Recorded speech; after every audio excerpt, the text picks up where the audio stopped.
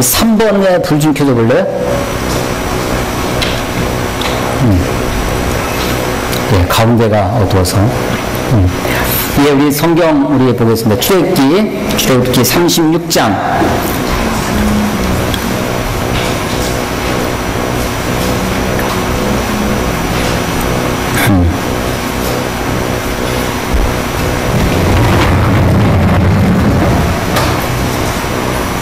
이제 성주형제도 시험 보러 갔나요? 네.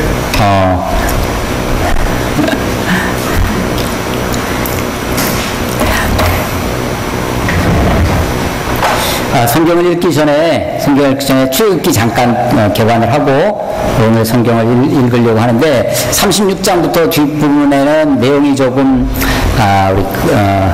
자세히 안 다루고 여기는 한 번에 우리가 다 하고 오늘부로 출애굽기를 마칠까 지금 내심 마음 먹고 왔는데 예. 잠깐만요. 지금 녹음을 하니까 마이크가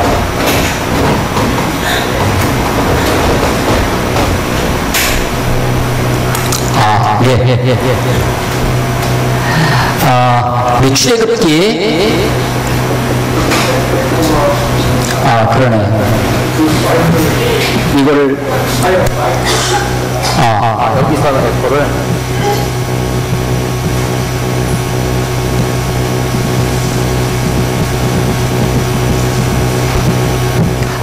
괜찮나요?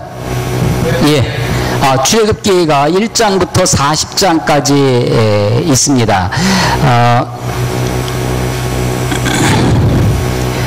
여기가 이제 지중해고 갈릴리오스 요단강 사해가 있으면 여기가 이제 나일강이 있는 이집트 애굽이죠. 애굽에서부터 홍해를 건너서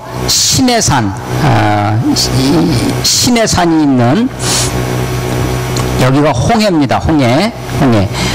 여기까지 오는 게 1장에서부터 19장까지가 애굽에서 애굽에서부터 엑소도스죠. 출애굽해서 시내산까지의 여정입니다. 여기 이 가운데 모세의 부르심, 모세를 부르시고 모세를 통해서 모세와 바로의 대결 이야기, 여기서 10가지 기적 스토리가 여기서 있는 거죠. 여기서 6월절 이 10번째 재앙, 10번째 재앙에서 이 6월절을 통해서 6월절의 어린 양 대신 예수 그리스도의 구원의 모습, 이런 게 이제 이 가운데 그려져 있고요. 홍해를 건너왔다라고 하는, 홍해를 건너오는 것도 구원의 예표로 우리들에게 볼 수 있는 것입니다. 여기까지가 19장까지가 출애굽 애굽에서 나와서부터 시내산까지, 즉 이동하고 있는 움직이는 이야기입니다. 그에 반해서 20장부터 40장까지는 정지된 상태에서, 그러니까 이것은 시내산에서 있는 이야기입니다. 이 부분은 두 가지 큰 주제가 있어요. 하나는 율법입니다. 율법인데 20장 10계명 21장에서부터 23장까지 시민법, 시자를 빼도 되고요. 민법이라고 해도 되고, 이 있고, 율법이 한 줄기라면 또 하나가 이 성막입니다. 성막은 다시 다른 말로 회막이라고도 하고, 혹은 증거막 이라고도 하는 거죠. 이 회막에 대한 설계와 회막을 만드는 제작, 이때 이야기가 뒷부분입니다. 그런데 이 중에 32장이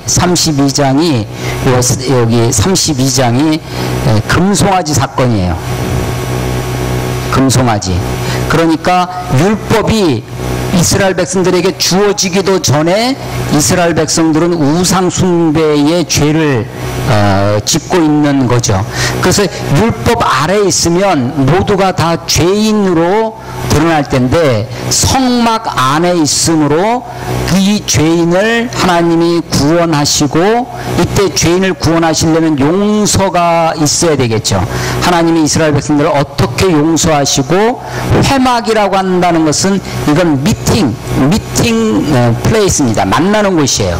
그래서 하나님이 어떻게 이들을 만나 주시는지, 만나 주시는 하나님의 모습이 뒷부분에 이렇게 되어 있어요.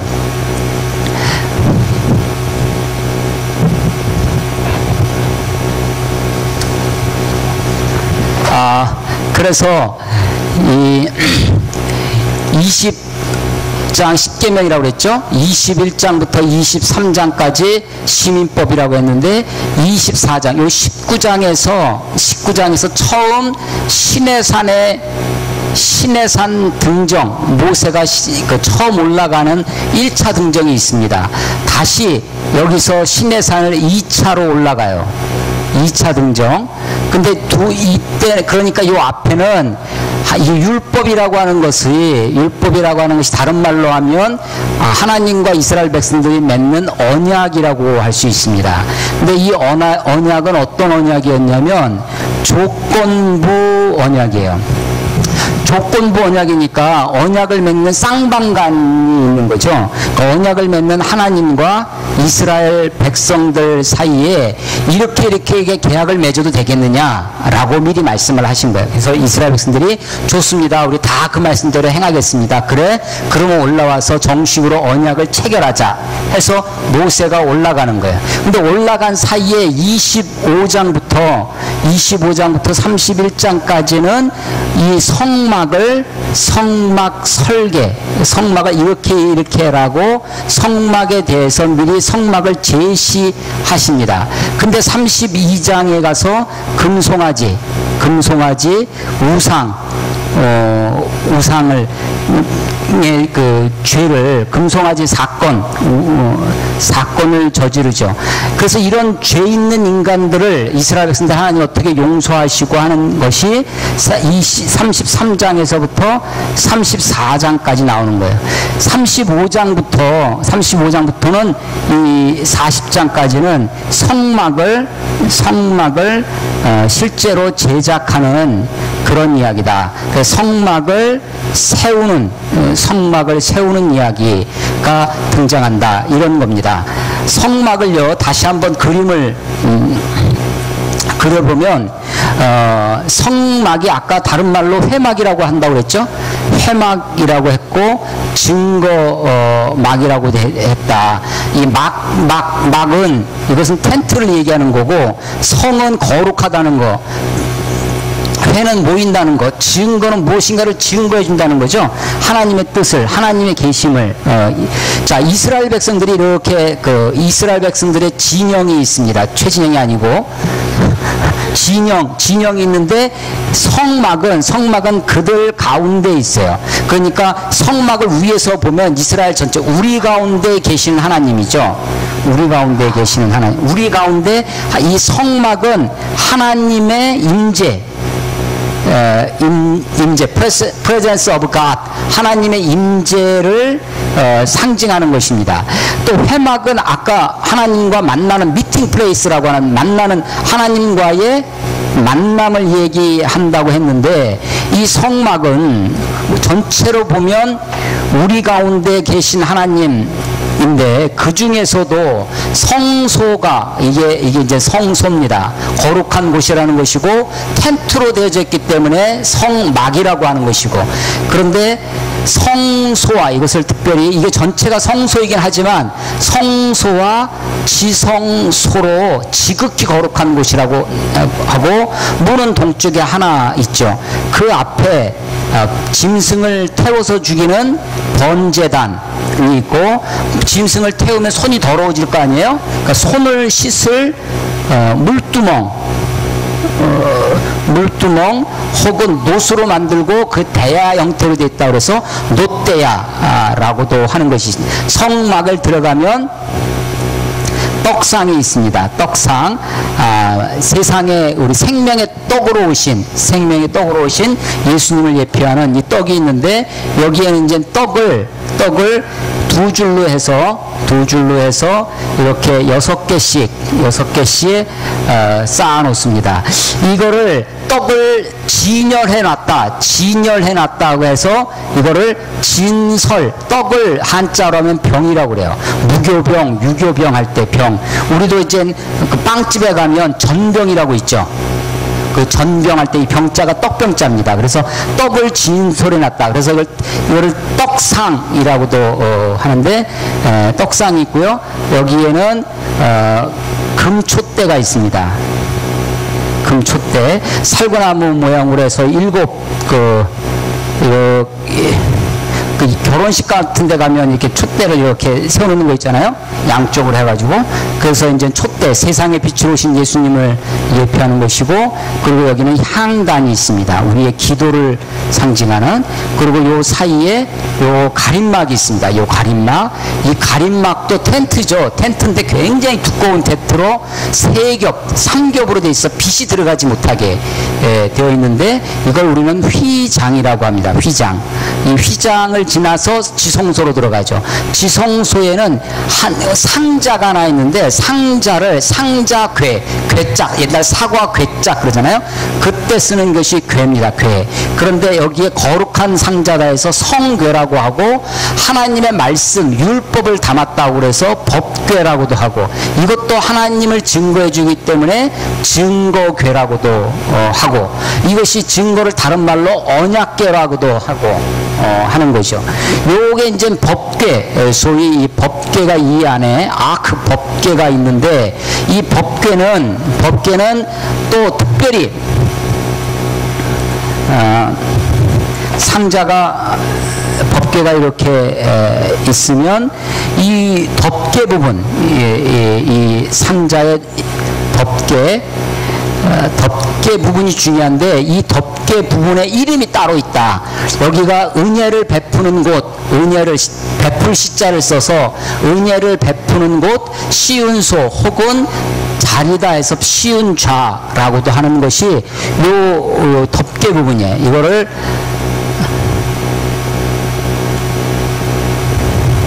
멀시시트, 은혜의 자리, 자비의 자리라고 하는 시은소, 시은자라고 하는 것이 있습니다. 여기에 이제 그룹이 어떻게 생겼는지 모르지만, 하여간 뭐 천사들 날개를 펼치고 서로 두 그룹이 서로 얼굴을 마주 보고 날개를 펼쳐서 이 날개가 이 덮개를 덮을 수 있도록 합니다.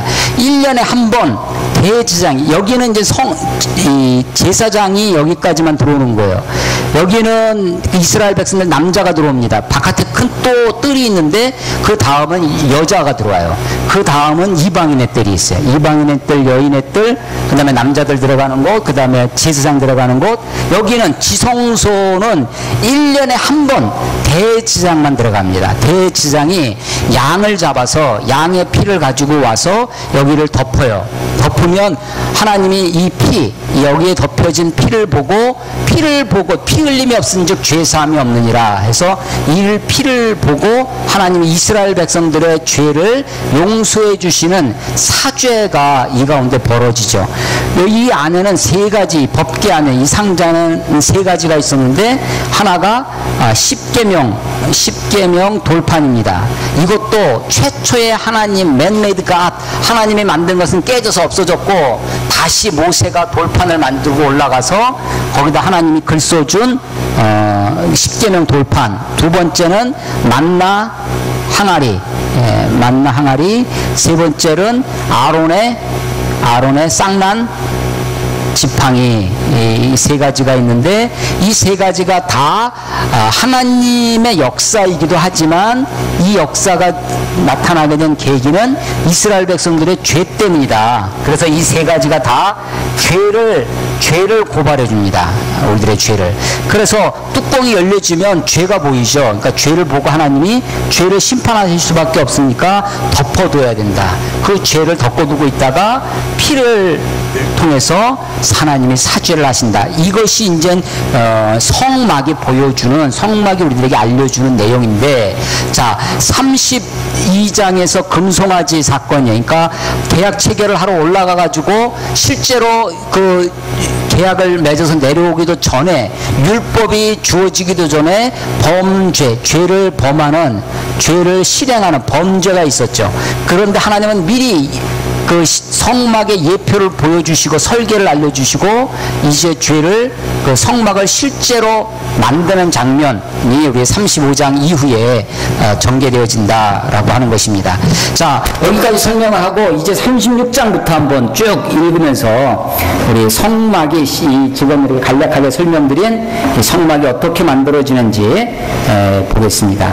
이 실제로 만드는 과정 속에 이 성막을 만드는데 두 사람이 아주 큰 활약을 하는데, 자기의 은사를 따라, 자기의 달란트를 따라 이 기능으로 하나님께 섬긴 사람이 있는데, 그게 부사렐과 오홀리압입니다. 자, 부사렐과 오홀리압의 또 여기를 만드는데 필요한 재료를 오늘 우리가 도시락 도네이션 했듯이 성막에 쓰여지는 재료들을 하나님께 드리는 장면이 7절까지 나오는데, 우리 1절부터 7절 우리 다 같이 한번 읽어보겠습니다. 36장 1절부터 7절 다 같이 먼저 읽을게요. 시작. 부사렐과 오홀리압과 및 마음이 지혜로운 사람 곧 여호와께서 지혜와 총명을 부으사 성소에 쓸 모든 일을 할 줄 알게 하시는 자는 모두 여호와께서 명령하신 대로 할 것이니라. 모세가 부사렐과 오홀리압과 및 마음이 지혜로운 사람 곧 그 마음에 여호와께로부터 지혜를 얻고 와서 그 일을 하려고 마음에 원하는 모든 자를 부르매 그들이 성소의 모든 것을 만들기 위하여 가져온 예물을 모세에게서 받으니라. 그러나 백성이 아침마다 자원하는 예물을 연하여 가져왔으므로 성소의 모든 일을 하는 지혜로운 자들이 각기 하는 일을 준비하고 와서 모세에게 말하여 이르되 백성이 너무 많이 가져오므로 여호와께서 명령하신 일에 쓰기에 남음이 있나이다. 모세가 명령을 내리매 그들이 진중에 공포하여 이르되 남녀를 막론하고 성소에 드릴 예물을 다시 만들지 말라 하매 백성이 가져오기를 그치니 있는 재료가 모든 일을 하기에 넉넉하여 남음이 있었더라. 아멘. 아멘. 예, 부사렐과 오홀리압이 대표적인으로 성막을 만드는데 헌신했던 사람입니다. 근데 이 사람들 성막에 할 때 2절 보시면요, 하나님이 그들에게 지혜를 주셨습니다. 여호와께로부터 지혜를 얻고, 그렇죠? 그렇게 와요. 그런데 그것만 있는 것이 아니라 그 일을 하려고 마음에 원하는 모든 자를 부르십니다. 하나님은 우리들에게 그런 사람들을 부르셨다는 거예요. 그러니까 이중이죠. 이중 소명이에요. 하나는 하나님이 부르십니다. 하나님이 부르신 자들이 있어요. 그런데 그렇다고 부르셨다고 다 되는 것이 아니라 그 마음에 하나님의 부르심에 또 하나의 속성이 있는데, 마음에 불같이 일어나는 소원이 있습니다. 마음에 자원하는 심령이 있어요. 그래서 이 하나님이 부르셨다고 해가지고 사람들을 정확한 용어가 될런지 모르지만 소위 영적인 이 설교나 뭐 이런 것으로 사람을 협박하거나 그 사람을 갈취하거나 해서는 안 되겠다. 자원하는 마음이 함께 있을 때 이게 온전해지는 것이다. 하나님이 부어주실 뿐만 아니라, 하나님이 지혜를 주실 뿐만 아니라 마음을 원하는 자들을 그렇게 부르십니다. 이들이 하나님께 예물을 가져오는데 굉장히 많이 갖고 왔어요. 3절에 보면 아침마다 자원하는 예물을 연하여 가지고 옵니다. 성소에 그러다 보니까 일하는 사람이 갖고 오는 물건이 너무 많으니까 일을 할 수가 없는 거야. 그래서 4절에 성소의 모든 일을 하는 지혜로운 자들이 각기 하는 일을 중지하고 와서 모세에게 말합니다. 백성이 너무 많이 가져와서 그렇다는 거죠. 일하고 있는데도 남음이 있다 그러니까 모세가 명령을 해서 더 이상 갖고 오지 마라 라고 얘기를 합니다. 요즘은 어떻게 해야 될까요? 예를 들어서 교회가 건축하겠다, 교회가 무슨 헌금한다 그러는데 막 너무 많이 갖고 온다. 그럼 어떻게 될까요? 어떻게 할까요? 기부 어디다 기부해요? 예, 아마 옛날에 지금은 이단으로 이렇게 빠져버린 박태선 장로가 그 기독교 100년사 이렇게 읽어보면 남산 집회, 그때는 좀 교회가 건물이 아직도 이렇게 온전하게 없던 시절이라 남산 집회는 한강 뱃사작에다 텐트를 치고 그렇게 했다고 막 설교를 8시간씩 했다고 그래요. 그러면 그 앞에 자리를 안 놓치려고 옛날 화장실은 뭐예요? 휴대용 화장실? 그런 걸 들고 와가지고 자리 안 뺏기려고 그렇게 그 설교를 듣고 했다고 하고요. 옛날에는 화폐라든지 이런 게 없으니까 이렇게 많이 하지 않으니까 헌물도 많았습니다. 헌물 무슨 막 금반지, 돌반지 막 이런 거는 그런 거를 옛날에 막 미약하로 막 실어갔다고 그래요. 그런데 그렇게 부가 쌓이고 헌금이 많아지면 사실은 많은 경우에 부패합니다. 그래서 욕심이 생기는 거예요. 그래서 그 조직들이 자기 내분 서로 싸우고 막 하면서 욕심이 생겨나서 하는 거죠. 세계에서 제일 큰 교회 중에 하나가 우리나라에 있죠. 여의도 순복음교회 이 조용기 원로 목사와 그 아들이 얼마 전에 이것도 불구속 기소됐어요. 기소한다는 것은 재판에 회부한다는 겁니다. 기소한다는. 근데 불구속이라는 것은 감옥에 가지 않고 그냥 밖에서 재판을 받는다는 거예요. 경한 범죄에 의해서 할 때 그렇게 하죠. 사실은 보통 사람들은요, 그런 정도 보면 당장 구속이죠. 150몇 억을 횡령을 했다고 합니다. 아버지와 아들이. 그런데도 불구하고 그 세력 때문에 경찰도 마음대로 못하는 거죠. 아까 오전에 설교한 그 설교 속에도 잠깐 나온 원세훈이라는 이름이 좋은 명이에요. 원세훈 그 국정원장도 사실은 구속감이죠. 구속감이고 지난번에 총선할 때 4대강 그 시민단체에서 4대강 반대 운동을 했어요. 그러면서 그것을 인터넷에 많이 올렸습니다. 근데 이런 사람들 다 구속 기소됐습니다. 왜냐하면 선거법 위반으로 상대방에 대한 상대당 4대강을 추진하고 있는 당에 대한 반대 여론이다를 조성하기 때문에 선거법 위반으로 구속 기소를 한 전례가 있어요. 그런데 똑같은 상황이 벌어졌는데 불구속 기소를 한 거죠.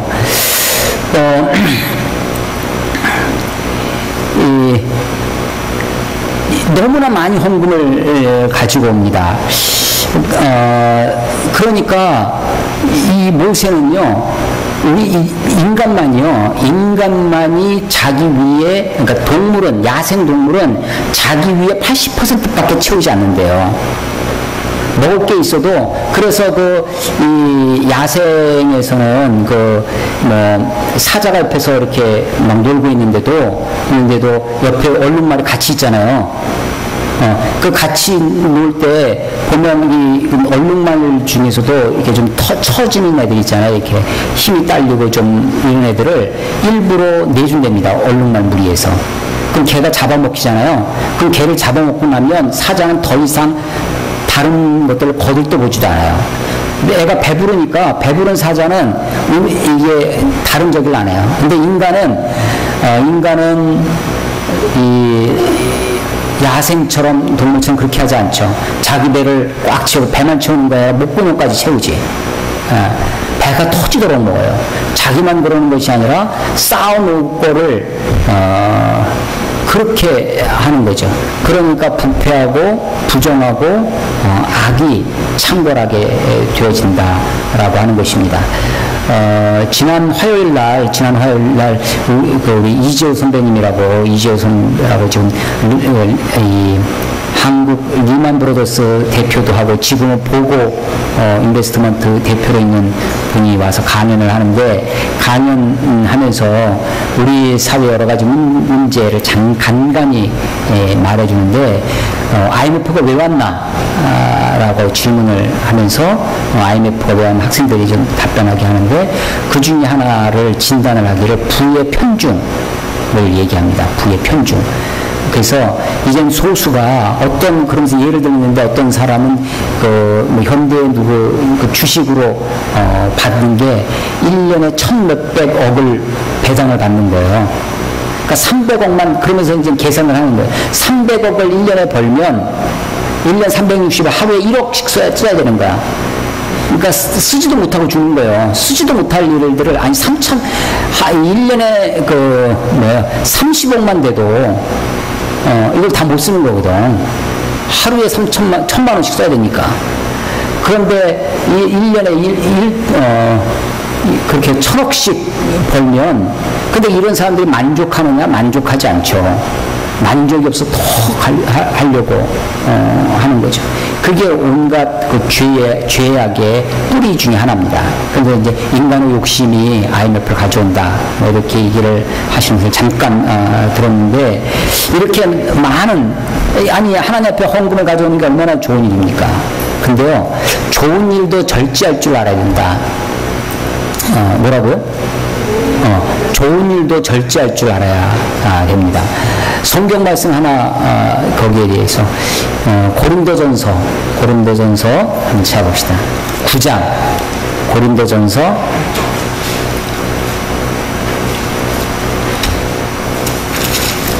9장 25절, 고린도전서 9장 25절 우리 같이 한번 읽겠습니다. 시작. 이기기를 다투는 자마다 모든 일에 절제하나니. 아멘. 예, 거기까지 외우시면 됩니다. 뭐라고요? 이기기를 다투는 자마다 모든 일에 절제하나니. 모든 일입니다. 그야말로 나쁜 일만 절제하는 게 아니에요. 나를 유혹하는 뭐 예를 들면 마약이나 게임이나 뭐 이런 거 있잖아요. 마약과 게임은 동급에다 놓으면 조금 게임 하시는 분들이 좀 서운할런지 모르지만, 여하간 그런 일만 절제하는 게 아니에요. 좋은 일도 절제할 줄 알아야 됩니다. 그래서 이 절제를 못하니까 이게 인간이 지나치게, 그래서 전도서에 보면 지나치게 의인되지 말며, 의인되는 게 얼마나 좋아요. 근데 전도서의 그 지혜자가 우리에게 가르쳐 주는 말입니다. 지나치게 의인되지 말라는 거예요. 지나치게 깨끗한 게 병이 되는 것도 있어요. 지나치게 깨끗한 게 병이 되는 거. 그럼 무슨 증이라고 그래요? 결벽증이라는 거. 그건 순결할 때 결자예요. 깨끗하다는 거거든요. 그러니까 오버클리닝이에요. 오버클리닝. 지나치게 깨끗한 게 병이 되는 거예요. 결벽증. 결벽증 있는 사람하고는요, 그런 사람이 만약에 남편이 된다, 아내는 진짜 피곤합니다. 그런 사람하고 같이 살면 결벽증, 이게 사람이 피가 말라요. 그런 사람하고 살면. 근데 여기 이제 모세가 헌금을 많이 갖고 오니까, 이 당시에는 화폐가 없던 시절이죠. 모세 때는 다 헌물로 하는 건데, 그거를 많이 갖고 오는 것을 백성들에게 명령해서 절제하게 합니다. 그럼에도 불구하고 이 재료가 넉넉하게 남음이 있었다. 그 재료를 가지고, 자, 이 재료가 어디서 났을까요? 이 재료가 어디서 생긴 거예요? 네, 출애굽할 때 가지고 나온 겁니다. 출애굽, 애굽. 자, 애굽은 뭘 상징해요? 애굽. 출애굽할 때 애굽에서 나왔다. 애굽은 뭘 상징하냐면 세상을 상징합니다. 애굽에서 나왔다고 하는 것은 구원을 예표할 수 있죠. 이게 예표일 뿐이에요. 애굽은, 이집트는 다 세상이고 악하다 이렇게 하면 안 돼요. 자, 그런데 출애굽한 이스라엘 백성들이 어디로 갔죠? 광야로 갑니다. 광야는 또 뭘 상징하나요? 광야 가운데 있다. 인생이 광야 가운데 있다는 거 아니에요? 여전히 우리가 구원받았다고 끝이 아니라 구원받은 우리도 여전히 광야 가운데 있습니다. 광야 가운데. 광야의 특징이 뭐예요? 물이 없다. 예, 광야의 특징은 길이 없습니다. 길이 없어요. 그래서 광야를 인도할 때 불기둥과 구름기둥으로 하나님이 인도하시는 거죠. 구원받은 백성 출애굽하면서 6월절도 있었고 홍해를 건너는 홍해 도하도 있었지만 여전히 세상 가운데 광야에서 하나님의 인도가 필요했습니다. 구원받은 백성이었어도 여전히 성막의 은혜가 있어야 되는 거죠. 이제 성막을 구체적으로 만드는 장면인데 이때 성막에 두 사람 부사렐과 오홀리압, 마치 야구로 표현하면 감독과 코치가 있듯이 큰 그림을 그리는 것이 부사렐이라면 실제적으로 뭐 이 배팅 타자 코치 있고 투수 코치 있고 포수 코치 있고 구체적인 것들을 가르치고 시행하는데 오홀리압이 사용되고요. 그 사람들이 직접 다 만들었다는 얘기가 아니라 이 사람들의 지휘 감독하에 다른 사람들이 함께해서 많은 사람들이 여기 나와 있지 않은 이름 없는 많은 헌신자들이 성막을 만들어 갑니다. 그 내용이 이제 8절 이후부터 있는데, 자, 우리 8절, 우리 한번부터 읽어보겠습니다. 성막을 만드는 일입니다. 우리 38절 끝에까지 한 절씩, 제가 한 절, 여러분이 한 절 읽어보겠습니다. 일하는 사람 중에 마음이 지혜로운 모든 사람이 열폭 휘장으로 성막을 지었으니 곧 가늘게 꼰 배실과 청색, 자색, 홍색 실로 그룹들을 문이 놓아 짜서 지은 것이라.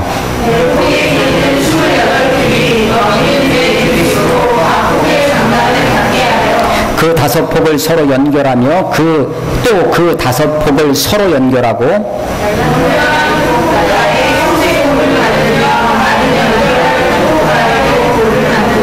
그 연결할 한 폭에 고리 50개를 달고 다른 연결할 한 폭에 가에도 고리 50개를 달아 그 고리들이 서로 대하게 하고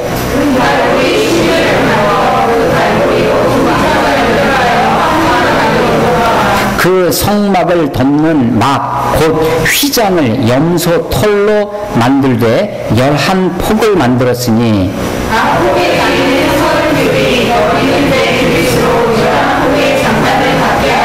그 휘장 5폭을 서로 연결하며 또 6폭을 서로 연결하고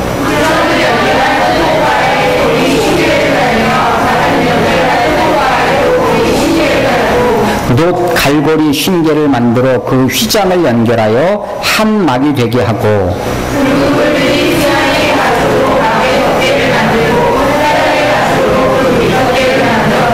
그가 또 조각목으로 성막에 세울 널판들을 만들었으니 각 판에 두 촉이 있어 서로 연결하게 하였으니 성막의 모든 판이 그러하며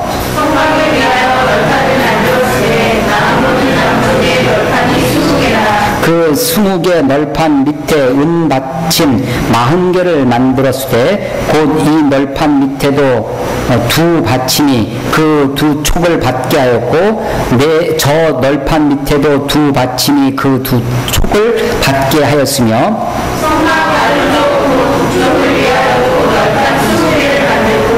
또 은받침 40개를 만들었으니 곧 그 이 판 밑에도 받침이 둘이요 저 판 밑에도 받침이 둘이며 장막 뒤 두 모퉁이 편을 위하여는 널판 2개를 만들되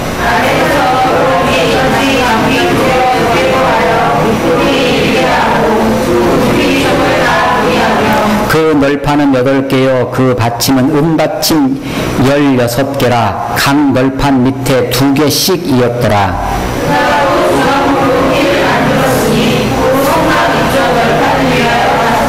성막 저쪽 널판을 위하여 5개요 성막 뒤 곧 서쪽 널판을 위하여 5개며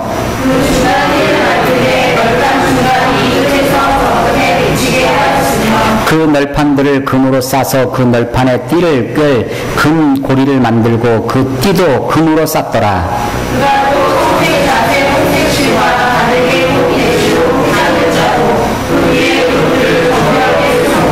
조각목으로 네 기둥을 만들어 금으로 쌌으며 그 갈고리는 금으로 기둥에 네 받침은 은으로 부어 만들었으며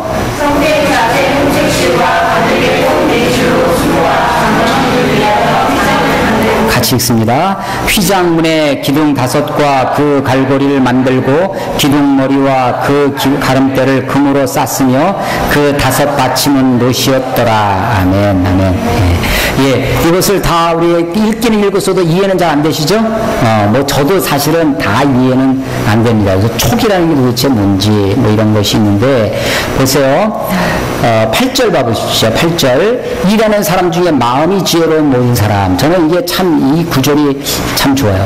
마음이 지혜로워. 우리는 마음은 어떻게 되냐면 마음은 수어가 착해야 되는 것 같아. 마음이 착한 사람. 근데 성경은요 특히 출애굽기 읽다 보면 마음이 지혜롭다. 마음이 지혜롭다. 이거 지혜로운 사람이 많이 들어요. 마음이 정말 지혜로워야 되는데 이것은 지식으로 되어지는 것이 아닙니다. 지식으로 되어지는 혹은 정보로 되어지는 것이 아니라 이것은 마음이 지혜로운 사람, 이것은 정말로 자원하는 사람, 하나님께 헌신된 사람, 이런 사람들에게 주어지는 표현 같습니다. 마음이 지혜로운 사람이 10폭 휘장으로 성막을 지었어요. 자, 성막은 기본막입니다. 기본막을 10폭으로 만들어요. 근데 그 막 위에 덮개를 만들려면 막이 있으면 기본적으로요 이 성막 안에 빛이 안 들어오게 합니다. 빛이 안 들어오게 하면 두껍게 만들고 하는 거예요. 그래서 기본 막이 있는데 이 막을 덮으려면 왜 바깥에 만들면 이보다 더 커야 되겠죠. 바깥에 만드는 건. 자 보세요. 14절 보세요. 14절. 그 성막을 덮는 막이 나오는 거예요. 막 곧 휘장을 염소 털로 만들되 몇 폭? 11폭으로 만드는 거예요. 그런데 이 덮는 것을 염소 털로 만들어도 염소 털이 이렇게 여러분이 앉아있는 의자는 비닐 레자잖아요. 이런 거는 빛이 안 들어옵니다. 이런 걸로 막을 만들어내요. 근데 자연 염소 털 같은 걸로 만들면 그 털과 털 사이에서 빛이 들어올 수 있잖아요. 그래서 그 위에 또 더해서 만드는 거예요. 그리고 이 가죽을 대도 가죽과 가죽 사이에 이음새라든지 이런 데 빛이 들어오잖아요. 빛이 하나도 안 들어오게 만드는 거예요. 이게 기본 원리입니다. 그래서 19절 보시면요. 붉은 물들인 수양의 가죽으로 막의 덮개를 만들어요. 아까 뭐로 만들었냐면 염소 털로 만들었죠. 그런데 이제 19절에는 붉은 물들인 수양으로 만듭니다. 거기에다가 해달의 가죽으로 윗덮개를 만들어요. 그러니까 덮개가 모두 몇 개예요? 3개가 되는 거예요. 그러니까 기본 성막이 있고 성막을 덮는 막이 3개가 됩니다. 또 이 막이요 이게 텐트니까 이렇게 텐트가 막 쳐지고 있을 거 아니에요. 그래서 이 벽면을 판으로 널판을 대서 안에 들어가면 바깥에는 천막인데 안에 들어보면 이 나무로 딱 이게 반듯하게 되어 있는 거예요. 그래서 20절 보시면 그가 또 조각목으로 이 조각목을 영어로 보면 이게 아카시아입니다. 아카시아. 우리가 이 산에서 보는 아카시아 그 나무냐 그 나무인지 아닌지는 정확히 모르겠어요. 근데 영어로 번역할 때는 아카시아로 되어 있는데 이거 우리말로는 조각목이라고 번역을 해놓고 있습니다. 이렇게 특히 식물이나 이 성경에 나와 있는 식물이나 뭐 이런 것들이 예를 들면 뽕나무, 삭개 오늘 아침도 얘기 뽕나무가 우리가 보는 뽕나무냐 번역은 그렇게 놨지만 가서 보면 좀 다릅니다. 특히 이제 그 예수님 시대 여리고 성에 가면 이 여호수아가 무너뜨린 여리고 성이 있어요. 그리고 예수님이 삭개를 만난 그 여리고가 있습니다. 이게 다릅니다. 가까이 있긴 한데 구약시대 여리고 신약시대 여리고 도시가 거의 벌써 지금 3,000년이 된 도시니까 도시가 다른 거예요. 근데 옛날 그 신약시대의 여리고에 가면 뽕나무가 있는데 뭐 그 가이드 말로는 이게 그 나무라고 하는데 전혀 믿을 건 아니고 그렇지만 이제 그걸 가서 보면 그 당시에 정황이나 이런 것들 우리가 느낄 수 있죠. 그리고 거기 팔레스틴에서 뽕나무라고 하는 것은 우리가 이 양잠하는 그 뽕나무가 아니다라는 것을 우리가 좀 볼 수 있어요. 그래서 이게 이런 식물이나 이런 거 나올 때 그 이름이라고 해서 꼭 우리 거를 상상할 필요는 없다. 하여간 여하간 하나 분명한 것은 나무는 나무다. 근데 이 나무로 조각목으로 성막에 세울 널판을 만듭니다. 각 판의 길이가 10규빗, 너비는 한 규빗 반. 그래서 이게 한 규빗 반이면 한 규빗이 손끝, 팔꿈치 끝에서부터 손끝까지가 이게 한 규빗이거든요. 뭐 이것도 우리 저기 의찬이파라고 제파라고 다르잖아요. 다 이게 다르지만 그래도 이제 평균적으로 한 45cm 유대인들의 팔 이렇게 얘기를 합니다. 그래서 그 한 규빗 반의 정도, 그러니까 그것은 널판지를 지금으로 하면 이 나무를 만들잖아요. 만들어서 제재소에서 나무를 합성해서 만드는 넓적한 베니아판이라고 하는 것을 만들지만 고대에는 그런 나무를 제지하는 기술이 없죠. 그러니까 그냥 생나무를 원목을 자르는 거예요. 원목을 잘라서 만든 것입니다. 그런데 너비가 길이야 그렇다 쳐도 너비가 한 규빗 반이면 한 규빗이 45cm니까 한 규빗 반이면 적어도 60cm 이상의 폭이 나와야 되는 거예요. 그러면 우리나라 아카시아에서 이런 폭의 아카시아 나무는 없죠. 아카시아 굵어야 이 정도입니다. 동네 야산에 있는 것은 막 아카시아가 작죠. 그러니까 우리가 보는 그런 아카시아는 아니구나 라고 하는 것을 우리가 알 수 있어요. 그래서 그런 널판으로 판을 만들어서 이 성막 안에 세우는 이야기. 각 22절에 보면 각 판에 두 촉이 있어 서로 연결하게 하였으니 이 촉이 뭔가 잘은 뭐 정확히 모르겠어요. 그런데 우리가 배를 물에 뜨는 배 있잖아요. 배를 만들면 못질을 하지 않습니다. 못질을 하지 않고 나무에 홈을 만들어서 나무를 끼우죠. 또 옛날 목수들이 집을 지으면 옛날엔 쇠로 못을 만들지 아니하고 나무로 다 끼워서 나무를 조립하듯이 집을 짓습니다. 그럴 때 나무와 나무 널판지를 세워도 딱 들어맞게끔 그 널판에 그 어떤 홈을 만들어서 이걸 제가 생각하는 이걸 촉이라고 한 게 아닐까. 그래서 두 촉을 만들어서 서로 연결해서 벽면을 만들듯이 그렇게 하는 것이다 라는 것입니다. 31절에 보면요, 그가 또 조각목으로 띠를 만들었으니 곧 성막 이쪽 널판을 위해 5개. 그러니까 그 널판이 이렇게 판과 판을 끼워도 그냥 판만 세워놓으면 힘이 없으니까 우리 보면 쫄대 비슷한 띠를 또 만들어서 견고하게 만드는 그런 모습이다. 35절 그가 또 청색, 자색, 홍색 실로 가늘게 꼰 배실로 휘장을 짜고 실로 휘장을 짜는 거죠. 그 위에 그룹들을 정교하게 수놓고 조각목으로 4기둥을 만들어 금으로 쌌으며 이것이 성막의 기본, 성막을 만들고 뒤에 덮개를 3개를 염소털로 그 다음에 수양의 가죽으로 해달의 가죽으로 그렇게 해서 성막의 덮개를 만드는 그런 모습이다. 자, 이 성막 안에 지성소 안에 가장 중요한 문건 언약궤를 만듭니다. 언약궤를 만드는 장면 37장 1절부터 9절까지 읽겠습니다. 출애굽기 37장 1절부터 9절 여기는 다 같이 한번 읽어보겠습니다. 시작. 부사렐이 조각목으로 궤를 만들었으니 길이가 2규빗 반, 너비가 1규빗 반, 높이가 1규빗 반이며 순금으로 안팎을 싸고 위쪽 가장자리로 돌아가며 금태를 만들었으며 금고리 넷을 부어 만들어 내 발에 달았으니 곧 이쪽에 2고리요 저쪽에 2고리며 조각목으로 채를 만들어 금으로 싸고 그 채를 궤 양쪽 고리에 꿰어 궤를 매게 하였으며 순금으로 속죄서를 만들었으니 있으니 길이가 2규빗 반, 너비가 1규빗 반이며 금으로 그룹 둘을 속죄소 양쪽에 쳐서 만들었을 때 한 그룹은 이쪽 끝에 한 그룹은 저쪽 끝에 곧 속죄소와 한 덩어리로 그 양쪽에 만들었으니 그룹들이 그 날개를 높이 펴서 그 날개로 속죄소를 덮었으며 그 얼굴은 서로 대하여 속죄소를 향하였더라. 아멘. 예, 이게 언약궤의 속죄소인데 아까 이걸 제가 쉬운 자라고 했는데 하나님의 은혜를 베푸시는 목적이 뭐냐면 이 안에 상징되어지는 죄를 우리의 죄를 용서해 주시기 위한 거죠.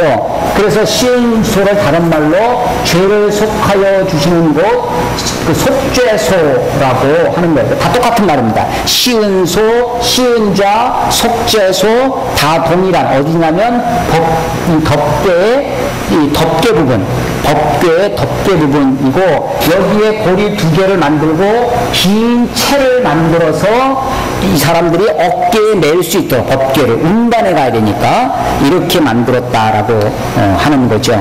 그래서 실제로 이것을 다윗 시대에 법궤를 운반할 때 이걸 잘 몰랐어요. 이걸 잘 몰라서 법궤를 매지 않고 이렇게 매서 운반하고 했는데 수레에 실어서 운반합니다. 그러다가 그 수레를 싣고 있던 이 나귀가 뛰노는 바람에 소가 뛰노는 바람에 이것이 법궤가 넘어지려고 하는 것을 우사라고 하는 사람이 그것을 붙잡다가 여기 함부로 손을 대면 우사가 손을 대다가 우사 죽었다는 거죠. 그 우사의 얘기가 여기서 이제 벌어지는 겁니다. 이게 이제 덮개예요.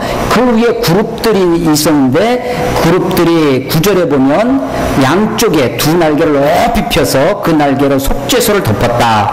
그 얼굴은 서로 대하여 속죄소를 향하였더라. 얼굴을 서로 대하고 속죄소를 그 덮개를 바라다보는 거죠. 거기를 응시하고 있는 거예요. 죄가 드러나면 벌하고 피가 있으면 용서해주고 하고 보고 있는 거죠. 이사야 6장을 한번 찾아보겠습니다. 이사야 6장.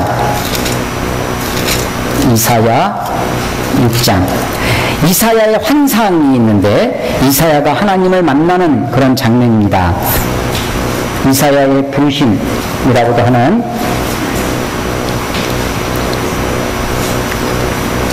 6장 1절부터 5절까지 한번 같이 읽어보겠습니다. 시작. 우시야 왕이 죽던 해에 내가 본즉 주께서 높이 들린 보좌에 앉으셨는데 그의 옷자락은 성전에 가득하였으며 스랍들이 모시고 섰는데 각기 6 날개가 있고 그 둘로는 자기 얼굴을 가리었고 자기 발을 가리었고 그 둘로는 날며 서로 불러 이르되 거룩하다 거룩하다 거룩하다 만군의 여호와여 그의 영광이 온 땅에 충만하도다 하더라. 이같이 화답하는 자의 소리로 말미암아 문지방에 터가 요동하며 성전의 연기가 충만한지라. 그때 내가 말하되 화로다 나여 망하게 되었도다. 나는 입술이 부정한 사람이요 나는 백성 중에 거할 줄 알며 만군의 여호와이신 왕을 배웠음이로다 하였더라. 아멘. 예. 이사야의 환상입니다. 성전에서 하나님을 만나는데 내가 본즉 주께서 높이 들린 보좌에 앉으셨는데 이게 이제 성전의 하나님의 환상이죠. 예배의 모습 뭐 이런 것도 이때 많이 활용하는 것인데 스랍들 이게 그룹들 세르핌이라고 하는 그룹들입니다. 각기 6 날개가 있습니다. 그 날개 둘로는 자기 얼굴을 가려요. 왜 그 얼굴을 가리겠어요? 얼굴을 왜 가릴까? 목욕탕에 불나면 여러분 손을 어디 가려야 돼요? 자기 눈 가리지 않나? 부끄러우니까. 그러고 나오지 않나? 이게 자기가 부끄러워서 가리는 거예요. 자기 얼굴이 부끄러워서 두 날개는 뭘 가려요? 발을 가려요. 발을 가린다는 건 뭘까요? 자기의 부정함, 자기의 죄악, 자기의 행함의 죄를 가리기 위해서 발로 가리는 거예요. 그리고 둘로는 나는 거예요. 그러니까 이 스랍들이 6날개가 있는데 우리가 하나님 앞에 나아갈 때 이렇게 나아가야죠. 자기의 부끄러움을 가리고 자기의 행위를 가리고 그리고 그러면서도 도망치지 않냐고 하나님께 나아가는 그런 거죠. 그럴 때 거룩하다. 히브리어에서는 최상급 EREST 비교급 최상급이 없습니다. 그래서 그 최상급을 표현하는 표현이 영어에도 보면 무엇 중에 무엇 하는 거죠. 어부를 통해서 표현하는 법이 있어요. 거룩한 것 중에 거룩하다. 그러니까 가장 거룩한 거예요. 또 그래서 3번 쓰는 거예요. 거룩하다는 지극히 거룩하다라는 표현입니다. 그러니까 거룩하다. 이게 이제 그 이사야의 환상입니다. 이사야의 꿈이었는데 이게 장면이 벌어지는 장면이 바로 이 법궤에 있는 이 장면이다라는 것입니다. 속죄소. 그래서 성소가 있으면 성소에서 가장 중요한 곳이 지성소고 지성소 안에서도 법궤고 법궤 안에서도 속죄소다. 이렇게 되어 있어요. 그래서 제일 먼저 성막을 만든 다음에 그 다음에 지금 설명해 주는 것이 제일 중요한 언약궤, 법궤를 먼저 설명을 하고 그 중에서 있던 속죄소를 지금 설명해 주고 있다. 2절 같은 데 보면요. 순금으로 안팎을 싸서 하면 어떻게 싸겠어요? 여러분들이 문방구에서 전지 사다가 어떤 상자에 겉에 싸듯이 그렇게 싸는 겁니까? 순금으로 싸는 건 물론 순금이기 때문에 합금이 아니라 순금이니까 부드러울 것 같아요. 순금이 강도가 약하기 때문에 순금 반지는 약하거든요. 근데 이제 18K나 14K 거기다 뭐 다른 불순물을 집어넣으면 더 딱딱해지죠. 단단해져요. 순금은 영양이 부드럽기 때문에 아마 이렇게 만들기가 훨씬 순금판을 만들어서 안팎을 싸는 게 훨씬 쉽기는 했겠지만 그렇다고 우리가 종이 전지 싸듯이 그렇게 싸는 것은 아닙니다. 그러니까 이것을 하는 데는 우리 말로는 그냥 순금으로 안팎을 싸서 이렇게 되어 있지만 이것을 실제로 시행하는 사람들은 만드는 사람들은 그게 그리 쉬운 문제가 아니었을 거예요. 순금을 사람들이 판으로 갖고 오지도 않았을 테고 다 조각조각 갖고 온 순금을 그걸 갖다가 모아서 불에 녹여서 그 한쪽 끝에 옆에서 했을 거 아니에요. 그것을 갖다가 판으로 만들고 그 판을 갖고 온 것을 상자 조각목으로 상자를 만들고 그걸 바깥을 지금 바깥과 안팎을 금으로 다 입히는 거죠. 조각목. 이게 조각목이 아카시아 나무라고 번역해 놓은 것 중에 이유가 아카시아 나무가 굉장히 단단하다고 그래요. 이 조각목도 굉장히 단단한 나무 중에 우리 어떤 나무들 보면 아주 푸석푸석한 나무 있잖아요. 쉽게 막. 근데 이 조각목은 굉장히 단단한 나무 종류에 속해서 그래서 그 나무로 상자를 만들고 안과 바깥을 다 금으로 순금으로 입히는 그런 장면이다. 자, 두 번째, 떡상 이야기입니다. 10절부터 16절 읽어보겠습니다. 10절부터 16절, 시작. 그가 또 조각목으로 상을 만들었으니 길이가 2규빗, 너비가 1규빗, 높이가 1규빗 반이며, 순금으로 싸서 위쪽 가장자리로 돌아가며, 금태를 둘렀으며, 그 주위에 손바닥 넓이만한 턱을 만들고, 그 턱 주위에 금으로 태를 만들었고, 상을 위하여 금고리 넷을 부어 만들어, 내 발 위, 내 모퉁이에 달았으니 그 고리가 턱 곁에 있어서 상을 매는 채를 꿰게 하였으며 또 조각목으로 상 멜 채를 만들어 금으로 쌌으며 상 위에 기구 곧 대접과 숟가락과 잔과 따르는 병을 순금으로 만들었더라. 아멘. 예, 이것도 마찬가지인데요. 운반하려면 떡상이 있으면 상을 운반할 때 어깨에 멜 수 있도록 채를 만들었다. 채를 만들 고리도 만들고 그 채도 금으로 쌌다. 거기에 들어가는 각종 부속 기구들, 대접이나 숟가락이나 잔도 거기 따른 병도 순금으로 만들었다라는 것이 16절입니다. 17절부터는요, 이 근초대라고 제가 설명한 등잔대를 설명하고 있습니다. 17절부터 우리 한번 읽어보겠습니다. 24절까지 읽겠습니다. 같이 읽습니다. 시작. 그가 또 순금으로 등잔대를 만들되 그것을 쳐서 만들었으니 그 밑판과 줄기와 잔과 꽃받침과 꽃이 그것과 한 덩이로 되었고 가지 6이 그 곁에서 나왔으니 곧 등잔대의 3가지는 저쪽에서 나왔고 등잔대의 3가지는 이쪽에서 나왔으며 위쪽 가지에 살구꽃 형상의 잔색과 꽃받침과 꽃이 있고 저쪽 가지에 살구꽃 형상의 잔색과 꽃받침과 꽃이 있어 등잔대에서 나온 가지 6이 그러하며 등잔대 줄기에는 살구꽃 형상의 잔넷과 꽃받침과 꽃이 있고 등잔대에서 나온 6을 위하여는 꽃받침이 있게 하였으되 두 가지 아래에 한 꽃받침이 있어 줄기와 연결하였고 또 두 가지 아래에 한 꽃받침이 있어 줄기와 연결하였고 또 다시 두 가지 아래에 한 꽃받침이 있어 줄기와 연결되게 하였으니 이 꽃받침과 가지들을 줄기와 연결하여 전부를 순금으로 쳐서 만들었으며 등잔 7과 그 불 집게와 불똥 그릇을 순금으로 만들었으니 등잔대와 그 모든 기구는 순금 1달란트로 만들었더라.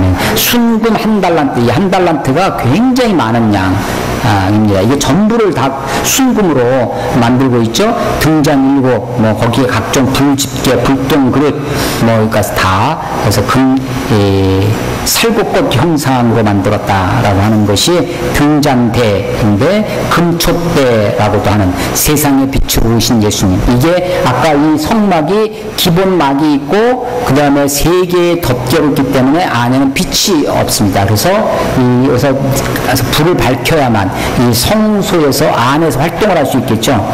이게 등잔대입니다. 자, 25절부터 29절까지 이 번제단 앞에 있는 맨 앞에 문 바깥에 있는 성소 바깥에 있는 번제단을 만드는 모습을 보겠습니다. 25절에서 29절 읽습니다. 시작. 그가 또 조각목으로 분향할 제단을 만들었으니 길이는 1규빗이요 너비는 1규빗이라 네모가 반듯하게 높이는 2규빗이며 그 뿔들이 제단과 연결되었으며 제단 양면과 좌우면과 그 뿔을 순금으로 싸고 그 주위에 금태를 둘렀고 그 태 아래 양쪽에 금고리 2를 만들었을 때 곧 양쪽에 만들어 제단을 매는 채를 꿰게 하였으며 조각목으로 그 채를 만들어 금으로 쌌으며 거룩한 관유와 향품으로 정결한 향을 만들되 향을 만드는 법대로 하였더라. 아멘.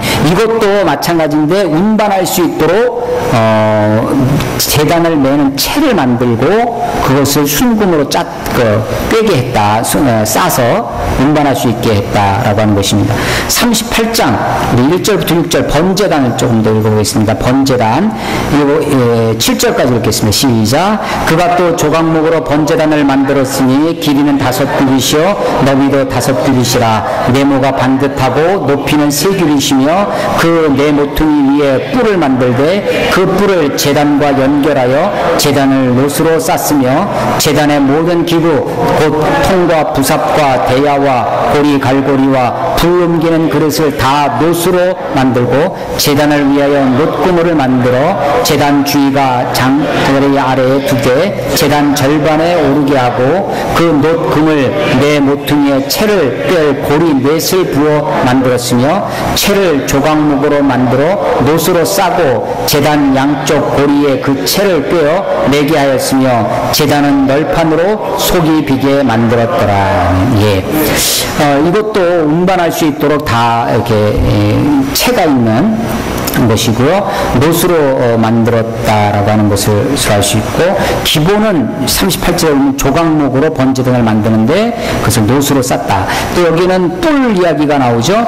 2절에 보면 네 모퉁이에 그 뿔을 만드는데 제단 뿔이 되는 거죠. 그래서 이것이 나중에 보면 열왕기상에 보면 1장 2장에 보면 다윗이 죽을 때 그 반역을 했던 아도니아라고 하는 아들이 있는데 나중에 솔로몬이 왕이 되죠. 솔로몬이 왕이 됐다는 소리를 듣고 죽을 것 같으니까 가가지고 제단 뿔을 붙잡고 있습니다. 제단에 그 앞에서는 죽이지 않으니까. 그래서 이게 일종의 집행유예를 받고 뭐 그러면 가 있어라. 근데 나중에 다른 잘못을 해서 죽죠. 바깥에는 그때 그래서 이런 전통이 있습니다. 그래서 옛날에 우리가 데모 많이 하고 할 때 데모의 성지 중에 하나가 그 영동 성당입니다. 성당 안에 들어가 있으면 경찰이 붙잡아 내지를 못하는 거예요.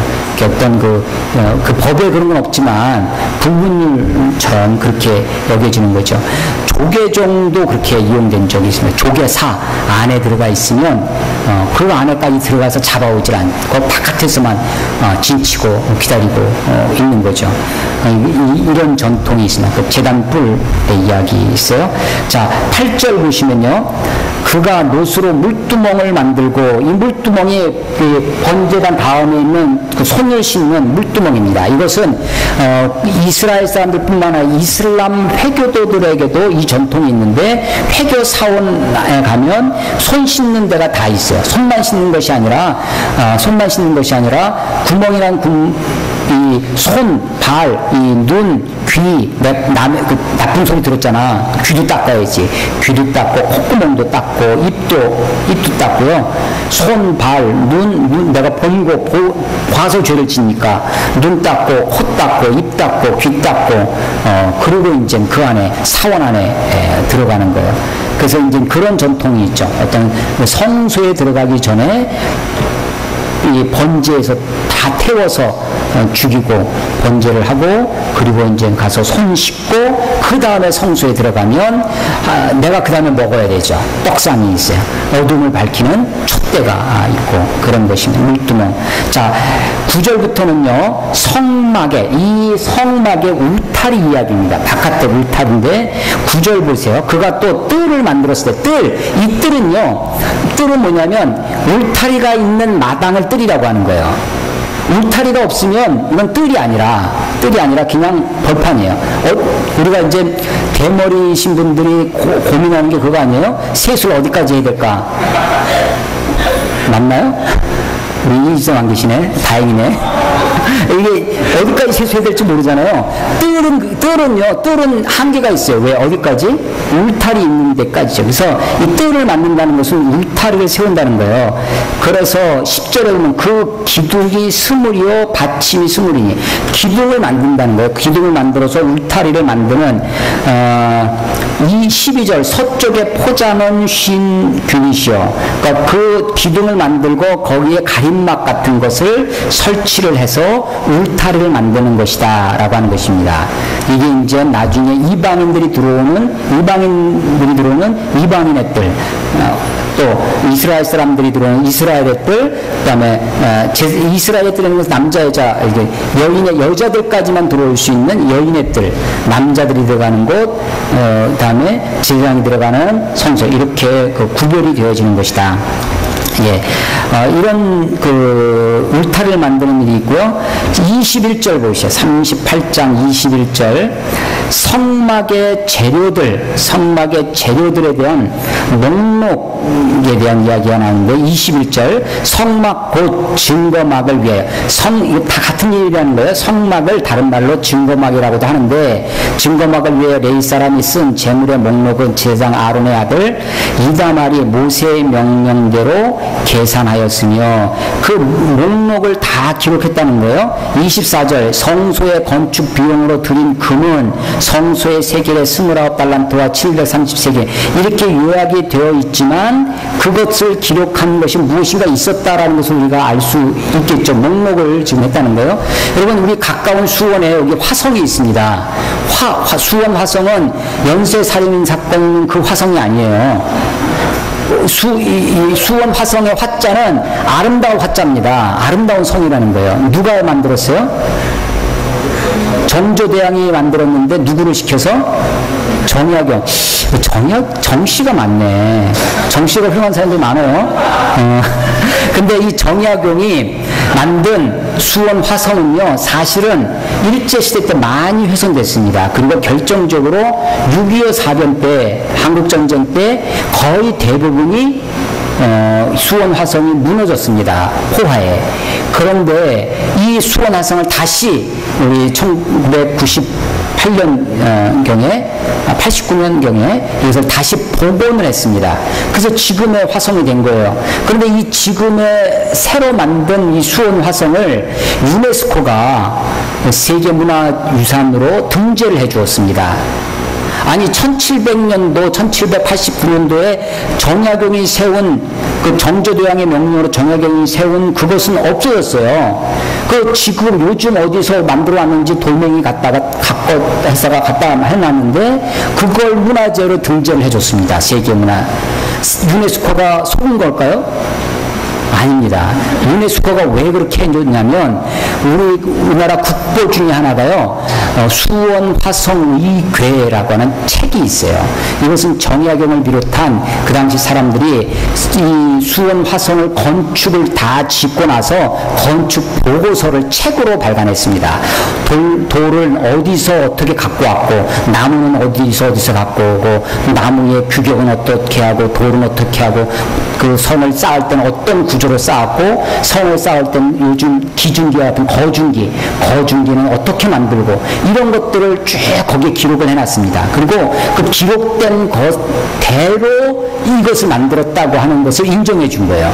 그러니까 지금 있는 거는 사실은 이제 몇십 년 된 것도 아니에요. 그런데도 불구하고 이거를 세계문화재로 인정하는 것은 이 기록 문서가 있기 때문에, 화성유교라고 하는 기록이 있기 때문에 이것에 근거해서 만든 거다. 그래서 그것 때문에 하는 거예요. 그래서 여기 목록이 나오는데, 이 목록이라고 하는 이 21절에는 재료의 목록이라고 나오고, 거기에 들어간 비용, 24절에 비용이 나오고 계수된 거요. 그 다음에 26절에 보면 계수된 자가 20세 이상 60만 3,550명. 이게 이제 출애굽의 인원이죠. 이런 기록들이, 이 목록들이 나오는데, 이건 상당히 의미 있는 그런 진술이다라고 하는 것이다 하는 것입니다. 자, 이렇게 성막을 만들어도 아주 거룩한 곳이라는 거 아니에요? 성소를 만들어도 이것이 아무리 좋은 의미를 가지고 구원의 예표로 이렇게 만들어도 사실은 정말 중요한 것은 사람입니다. 사람이에요. 이것에서 제사를 드리고 이 성소를 지키고 성소를 운영하는 사람들이 훨씬 더 중요한 거예요. 그래서 39장은 뭐냐면 이 성전에서 봉사하는 제사장들에 관한 것입니다. 제사장들이 거룩하다고 하는 것을 어떻게 표현을 했느냐, 그것을 옷으로 표현하는 것입니다. 그래서 제사장들의 의복에 관한 규정이에요. 저는 이제 주일날 웬만해서는 제가 아마 목사가 된 지도 10몇 년이 되는데 이 가운을 몇 번 손꼽아 볼 거예요. 이렇게 입어 있습니다. 근데 옛날에 이제 지금 캐톨릭은 다 입고 있죠. 또 우리 한국 개신교 안에서도 몇몇 교단들은 이 가운을 꼭 입어야 되는 그런 교단들도 있죠. 뭐 좋게 생각하면 사실은 나는 죄인인데 죄된 모습으로 가는 것이 아니라 다 이것을 덮고 죄를 가리우고 하나님께 나아간다는 의미에서 가운을 입는다고 합니다. 그러면 성도 여러분들은 죄가 없나? 다 입어야 될 거 아니야? 근데 대표로 입는 거죠. 제가 제일 많으니까 목사가 대표로 입는 거죠.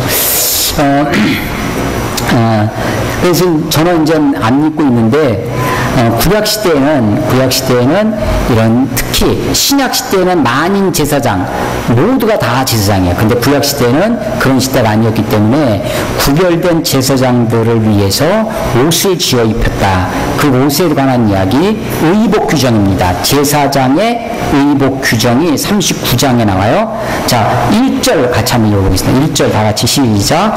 그들은 여호와께서 모세에게 명령하신 대로 청색, 자색, 홍색 실로 성소에서 섬길 때 입을 정교한 옷을 만들고 또 아론을 위하여 거룩한 옷을 만들었더라. 아멘.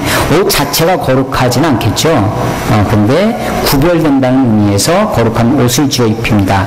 성전에서 성소에서 섬길 때 입는 정교한 옷을 만들었다라는 것이에요. 2절에 보시면 그가 또 금실과 청색, 자색, 홍색 실과 가늘게 꼰 배실로 에봇을 만들었으며 이 에봇은 마치 조끼 같습니다. 조끼. 근데 에봇이 두 겹이었어요. 바깥에 옷 있고 안에 에봇이 있고 에봇 위에 에봇이 있었어요. 5절 보시면 에봇 위에 에봇을 매는 띠를 에봇과 같은 모양으로 그래서 이중으로 이렇게 입었습니다. 그리고 그것을 매는 띠가 있었고요. 그 에봇에 흉패, 가슴에 패 같은 게 있었는데 그 흉패는 보석을 달았습니다. 이 보석은 12개였습니다. 12개는 이스라엘 12지파를 상징하는 것이었습니다. 8절 봐보세요. 8절. 그가 또 흉패를 정교하게 짜되 에봇과 같은 모양으로 에봇 위에 흉패를 만들었다라는 거죠. 근데 거기에 보석을 입혔다고 그러는데 10절. 그것에 4줄 보석을 물렸는데 4줄이면 그게 12개가 되려면 어떻게 돼야 돼요? 3개씩 돼야 되겠죠. 그래서 10절에 보면 그것에 4줄 보석을 물렸으니 곧 홍보석, 황옥, 녹주옥이 첫 줄이요. 둘째 줄은 석류석, 남보석, 홍만호요. 셋째 줄은 보석, 백만호, 자수정이요. 넷째 줄은 녹보석, 홍만호, 벽옥이라. 우리 저기 신준사님 잠깐 나가서 어떻게 오신지 한번 여쭤볼래? 이거 녹화되고 있을 텐데. 자, 보세요. 14절 봐보세요. 14절. 이 보석들은 이스라엘의 아들들의 이름, 곧 그들의 이름대로 12이라 도장을 새김같이 그 12지파에 각 이름을 새겼으며, 그래서 12지파는 이스라엘, 즉 야곱이죠. 야곱의 12아들입니다. 아들의 이름이에요. 그 이름을 도장을 새기듯이 이름을 새깁니다. 이것은 그 12명만을 기록한다는 것이 아니라 그 12명으로 대표되어지는 이스라엘 모든 사람을 기록하는 것이죠. 그래서 제사장이 하나님 앞에 나아갈 때 제사장의 원리 중에 하나가 대표성의 원리죠. 제사 대장만 1년에 한 번 지성소에 들어가지만 그 사람만 이름분만 들어가는 것이 아니라 온 이스라엘의 죄를 짊어지고 그를 대표해서 들어간다라고 하는 것입니다. 우리의 영원한 대제사장이 있다는 거 아니에요? 누구시죠?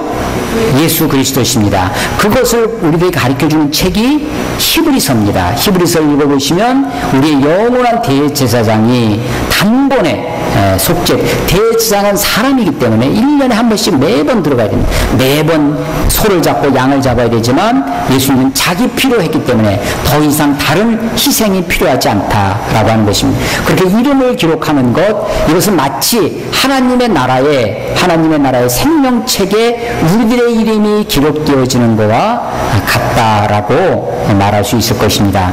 제사장의 흉패에 12보석이 있고 12보석은 이스라엘의 12아들을 상징하고 거기 보석에는 이름을, 도장을 새기듯이 이름을 새겼다라고 하는 것입니다. 에봇을 입고 흉패를 붙이고 이렇게 되어 있었다라고 하는 것입니다. 자, 그런데 22절 보세요. 제사장에 또 다른 옷이 있는데 긴 옷입니다. 그 그림 같은 거 보면 긴, 땅에 끌릴 정도의 긴 옷을 입는 그 옷이에요. 겉옷인데 22절 그가 에봇 받침 긴 옷을 전부 청색으로 짜서 만들되, 그러니까 이걸 기본 옷으로 입는 겁니다. 기본 옷으로 입고 거기에다가 에봇, 그 다음에 속 에봇, 겉 에봇, 앞에 흉패 이렇게 입는 거죠. 그런데 이것은요 25절에 순금으로 방울을 만들어 그 옷 가장자리에 돌아가며 석류 사이에 달되, 그래서 이 순금으로 방울을 만들어서 옷에다가 달고 있는 거죠. 그래서 이게 어떤 용도가 있냐면 움직이면 소리가 나는 겁니다. 소리가 나는데 특히 어디서가 문제냐면 지성소에 들어갔을 때가 문제입니다. 지성소에 들어갔을 때 지성소에 죄가 있는 이 대장이 자기 죄를 속하고 먼저 자기 죄를 사죄를 하고 들어가야 되죠. 자기도 죄인이니까. 그런데 자기 죄를 우습게 여기고 자기가 거룩하지 않은 상태에서 들어가면 죽는 거예요. 이 죽는 대상을 죽었는지 살았는지 누가 들어가서 볼 수가 없잖아. 자기도 죽으니까. 그러니까 방울소리가 나지 않으면, 이 방울소리가 나지 않으면 안에 들어가서 죽는 거죠. 그래서 제사장이 늘 움직일 때 방울소리를 나게 했다라는 것입니다. 자, 겉옷만 있는 것이 아니라 속옷도 있었습니다. 27절, 그들이 또 직조한 가는 대로 아론과 그 아들들을 위하여 속옷을 짓되, 28절에 보면요, 세마포 속바지들을 만들었다고 되어 있습니다. 자, 30절 보면요, 그들이 또 순금으로 거룩한 패를 만들고 도장을 새김같이 그 위에 뭐라고 새겨요? 여호와께 성결이라 새기고 그 패를 청색 끈으로 관 전면에 달았으니 여호와께서 모세에게 명하신 대로 하였더라. 자, 이렇게 해서 이 성소를 섬기는 제사장의 의복에 관한 규정이 39절에 나와요. 그래서 36장에서부터 재물을, 그 재료를 모으는 이야기, 성막을 만들고 언약궤를 만들고 떡상을 만들고 하는 이야기를 쭉 하고 마지막에 제사장의 의복을 만들고 나서 다 완료가 되었습니다. 32절, 이스라엘 자손이 이와 같이 성막 곧 회막의 모든 역사를 마치되, 마쳤어요. 자, 그렇죠? 33절, 그들이 성막을 모세에게로 가져왔으니 어떻게 가져와요? 다 움직일 수 있도록 만든 겁니다.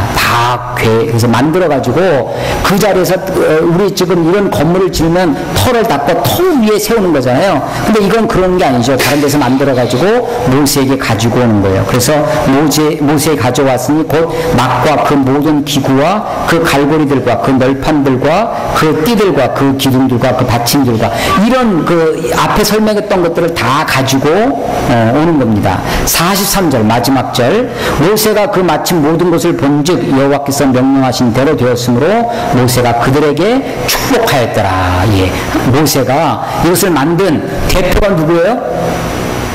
부사렐과 오홀리압.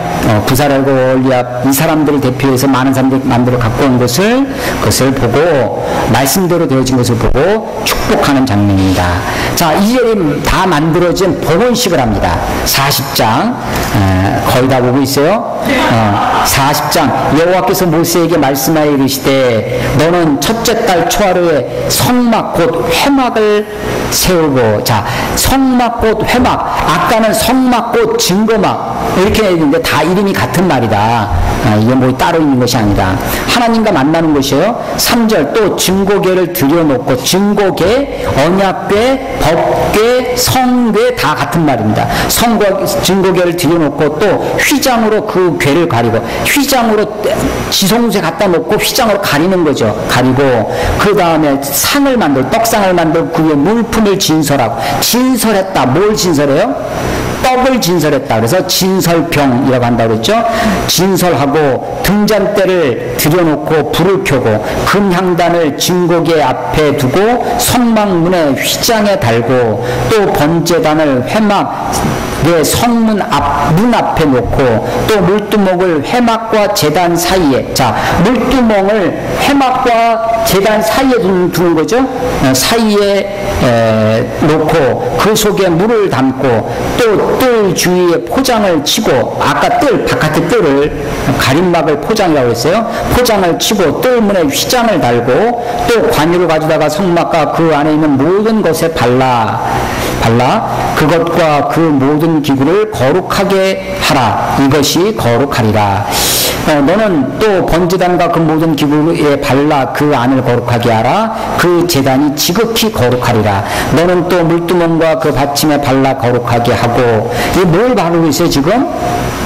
관유를 바르는 거죠. 기름인데 이거를 바울은 내가 마치 이 관유와 함께 관제와 같이 자기를 아주 희생적으로 내어드리는 것을 표현할 때 관제와 같이 드린다 했을 때 이겁니다. 그래서 성전에 바르고 붓고 하는 그 기름을 바르는 것들, 이런 것들이 여러 가지 용도가 있는데 이런 것들을 발라놓으면 벌레라든지 이런 것들이 오지 않아서 우리 옛날 군대 가서 야외에서 텐트 치고 하면 담배 피는 친구들한테 담배 얻어다가 재를 뿌리거든요. 주위에, 텐트 주위에 담배재를 쭉 뿌려놓으면 이 뱀이라든지 이런 것들이 오지 않는다고 해서 그렇게 많이 했는데 바로 그런 기능도 성막을 만들고 하는 거죠.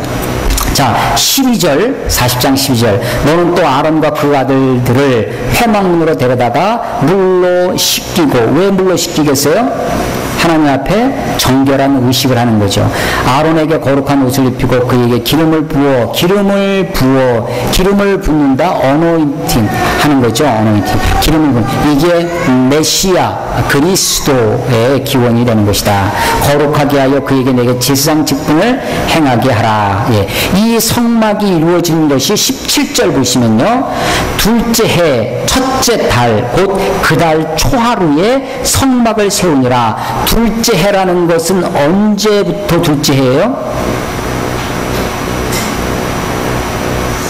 출애굽 이후 둘째 해입니다. 출애굽 이후. 그러니까 출애굽의 6월절 그날이 새해 1월 1일로 새로운 캘린더, 뉴 캘린더를 만든 거예요. 그래서 6월절로부터 1년이 된 1월 1일. 그래서 지금 시내산까지 와서 1년이 있는 거죠. 또 여기서 레위기를 받습니다. 시내산에서. 그 다음에 민수기에 출발을 하는 거예요. 그러니까 이게 지금 약 2년 가까이 시내산에서 있습니다. 출애굽하고 나서 그런 것이다. 자, 17절에 둘째 해 첫째 달 곧 그 달 초하루에 성막을 세우고 성막을 세웁니다. 19절 또 성막 위에 막을 펴고 20절 그가 또 증거판을 궤 속에 놓고 증거판을 율법판 10계명 돌판이죠. 그것을 궤 속에 놓고 채를 꿰고 속죄소를 궤 위에 두고 또 그 궤를 성막에 들여놓고 가리개 휘장을 늘어뜨려 그 증거궤를 가리니 여호와께서 모세에게 명령하신 대로 되니라. 그는 또 회막 안 곧 성막 뒤쪽으로 휘장 밖에 상을 놓고 떡상을 놓는 거요. 또 여호와 앞 그 상 위에 떡을 진설하니 여호와께서 모세에게 명령하신 대로 되니라. 그는 또 회막 안 곧 성막 남쪽에 등잔대를 놓아 상과 마주하게 하고 여호와 앞에 등잔대에 불을 켜니 여호와께서 모세에게 명령하신 대로 되니라. 또 그가 또 금향단을 회막 안 휘장 앞에 두고 그 위에 향기로운 향을 사르니 여호와께서 모세에게 명령하신 대로 되니라. 그는 또 성막문에 휘장을 달고 또 회막의 성막 문 앞에 번제단을 두고 번제와 소제를 그 위에 드리니 여호와께서 모세에게 명하신 대로 되니라. 다 이 반복되는 게 뭐냐면 명하신 대로 되니라, 명하신 대로 되니라. 하나님의 명령대로 되어졌다라는 거죠. 30절 그는 또 물두멍을 회막과 제단 사이에 두고 거기서 씻을 물을 담으니라. 모세와 아론과 그 아들들을 거기서 수족을 씻되 그들이 회막에 들어갈 때 제단에 가까이 갈 때에 씻었으니 여호와께서 모세에게 명령하신 대로 되니라. 그는 또 성막과 제단 주위 뜰에 포장을 치고 뜰 문에 휘장을 다니라. 모세가 이같이 역사를 마치니 이렇게 다 마쳤더니 하나님의 임재가 나타납니다. 이렇게 온 정성을 다하여 거룩하게 구별하죠. 이게 기술되어지는 서술되어지는 순서가 성막을 만들고 증거궤에서부터 시작을 해서 점점점 바깥으로 나오는 순서로 기술되어 있는 것입니다. 마지막 34절에서 38절까지 한번 읽어보겠습니다. 다 같이 읽습니다. 시작. 구름이 회막에 덮이고 여호와의 영광이 성막에 충만하매 모세가 회막에 들어갈 수 없었으니 이는 구름이 회막 위에 덮이고 여호와의 영광이 성막에 충만함이었으며 구름이 성막 위에서 떠오를 때에는 이스라엘 자손이 그 모든 행진하는 길에 앞으로 나아갔고 구름이 떠오르지 않을 때에는 떠오르는 날까지 나아가지 아니하였으며 낮에는 여호와의 구름이 성막 위에 있고 밤에는 불이 그 구름 가운데 있음을 이스라엘의 온 족속이 그 모든 행진하는 길에서 그들의 눈으로 보았더라. 아멘, 아멘. 예, 이들이 온갖 정성을 다해서 자원하는 마음을 넘치도록 가지고 온 재물로 온갖 순금을 쳐서 만들고 입히고 각종 실을 짜고 하면서 그렇게 만든 그 성막에 하나님의 임재가 나타납니다. 구름이 회막 위에 덮였다고 그러죠. 하나님의 영광이 성막 가운데 충만합니다. 하나님의 영광이 성막에 충만했다. 예, 그렇습니다. 예배가 우리가 하나님 앞에 예배드리는 가장 놀라운 광경은, 놀라운 일은 하나님의 임재에 있죠. 하나님이 우리 가운데 있습니다. 어떤 예배가 하나님이 받으실 만한 예배인가? 뭐 단정 지을 수는 없습니다. 단정 지을 수는 없어요. 다양한 모습으로 우리 겉으로 보기에는 굉장히 거룩하고 화려하고 세련되고 해도 그 속에 하나님 없을 수도 있고, 우리가 보기에 음정도 안 맞고 박자도 틀리고 그래도 하나님이 그 속에 있을 수 있는 거죠. 그러나 어떤 경우든지 우리가 하나는 생각할 수 있어요. 뭐냐면 하나님이 받으실 만한 예배는 준비되어진 예배다. 준비되어진 예배. 하나님 앞에 우리 자신을 드리도록 우리가 예비하고 자원하는 마음으로 하지만 준비되어져서 하나님께 드릴 때 하나님이 받으시기에, 하나님이 우리와 함께 하시기에 좋은 예배가 될 수 있겠다라고 저는 생각합니다. 우리가 예배에 하나님의 영광이 충만하도록 그렇게 기도했으면 좋겠고요. 이런 충만함이 그 다음에 나타나는 것이 뭐냐면 하나님의 인도입니다. 인도. 우리가 예배를 충만하게 드리면 하나님 앞에 하나님의 임재를 경험하고, 그 하나님의 임재가 어떻게 나타나느냐? 하나님의 인도하심으로 나타납니다. 그러니까 어떻게 나타나냐면 구름으로 나타났어요. 구름이 떠오르면 행진을 출발합니다. 구름이 멈추면 그들도 출발하지 않아요. 그러니까 이 하나님의 인도는 두 가지가 필요한데, 자, 여기 이제 성소를 만들었어요. 성소에 하나님의 임재가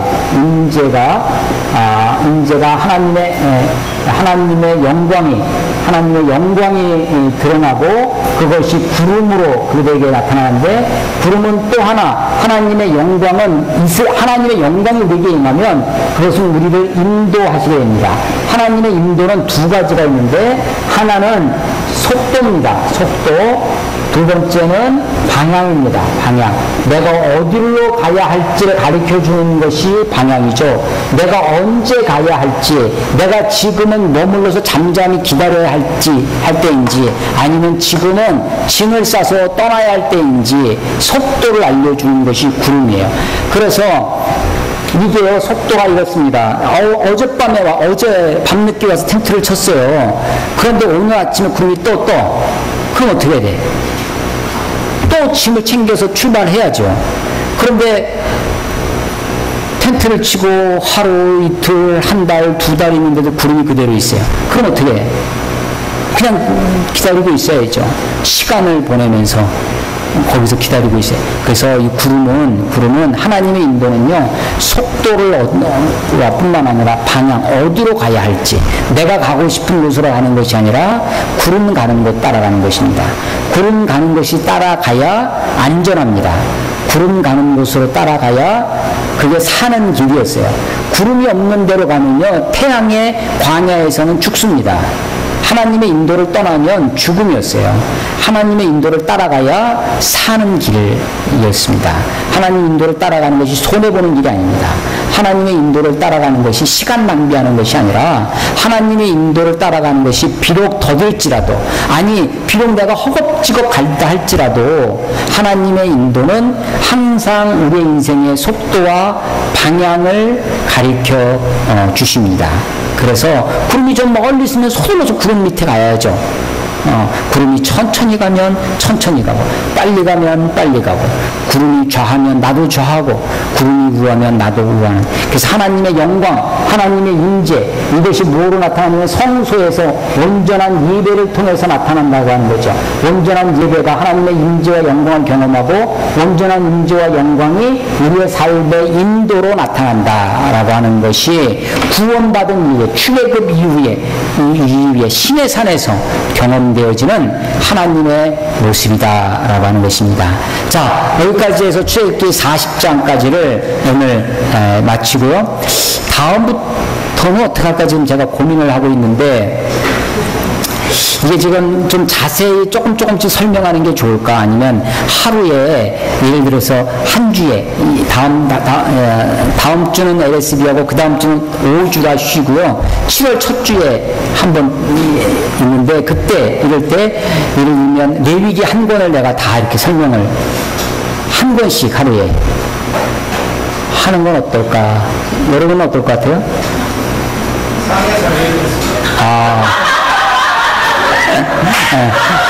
상의해서 알려주세요. 상의해서 알려주는 거는 여러분들의 몫이고, 그 얘기를 듣고 결정하는 것은 제 몫입니다. 예, 기도하고 마치겠습니다. 하나님 감사합니다. 주님이 우리들을 구원하여 주시고 하나님의 자녀로 삼아 주시고 거룩한 백성으로 삼아 주셨지만, 여전히 우리가 이 땅 가운데, 이 세상 가운데 살아감에 있어서 여전히 우리가 하나님 앞에 거룩하게 믿음으로 살아가야 하는 삶의 몫이 우리에게 주어져 있는 것을 깨닫습니다. 하나님, 이스라엘 백성들이 그 험악한 그 고난의 압제의 애굽에서 탈출하여 출애굽하였지만, 그것으로 다가 아니라 여전히 그들이 올라가야 할 신의 산, 만나야 할 하나님, 그들이 하나님의 임재와 하나님의 영광을 경험해야 했듯이, 하나님, 우리가 그렇게 하나님의 영광을 소망하며 살게 해 주시옵소서. 하나님, 우리가 이 땅에서 율법으로만, 법으로만 살 수 없는 것을 깨닫습니다. 우리가 다 죄인으로 드러날 터인데, 그럼에도 불구하고 우리를 만나 주시고, 우리를 속죄해 주시고, 우리를 사하여 주시고, 마치 베드로에게 이미 목욕한 자는 발만 씻으면 되느니라 라고, 네가 발을 씻기지 아니하면 나와 상관이 없다 하시는 말씀처럼, 날마다 주님 앞에 나아가 발 씻는 베드로처럼, 하나님, 우리가 주님 앞에 나아가 우리의 죄와 우리의 부족을 날마다 사죄하고 용서하고 나아갈 수 있도록 아버지여 인도해 주시옵소서. 아버지의 성전을 아무리 멋있게 지어놔도 그것을 섬기고 운영하는 제사장, 하나님의 사람들이 참으로 소중합니다. 하나님, 교회가 온전하게 서가기 위하여 참으로 하나님의 제사장들 역할을 하는 하나님의 사람들을 교회에 보내주시고, 우리가 모두가 하나님 앞에 제사장으로서 그렇게 성결하게 살아갈 수 있도록 하나님, 우리 자신을 깨우쳐 주시고 인도하여 주시옵소서. 하나님, 오늘도 우리의 인생의 구름이 되어 주셔서 우리를 인도해 주옵시고, 우리가 험한 길, 어두운 길, 어디로 가야 할지 알 수 없는 인생의 길에 주님이 구름이 되셔서 피할 그늘이 되어 주시고, 우리가 어디로 가야 할지, 언제 가야 할지 하나님, 우리들에게 갈 길을 밝히 보여 주시옵소서. 주님, 또 한 주간을 살아갑니다. 특별히 시험 기간에 있는 우리 재학생들에게 주께서 은혜를 내어 주셔서 하나님, 시험 앞에 더 성실하게 최선을 다하여 땀 흘려 충성할 수 있도록 하나님 도와 주시옵소서. 주님을 의지합니다. 예수님 이름으로 감사하며 기도드렸사옵나이다. 아멘. 하늘에 계신 우리 아버지여, 이름이 거룩히 여김을 받으시오며 나라가 임하옵시며 뜻이 하늘에서 이룬 것 같이 땅에서도 이루어지이다.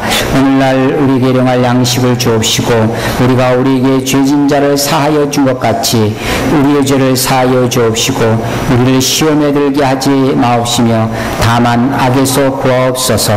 나라와 권세와 영광이 아버지께 영원히 있사옵나이다. 아멘.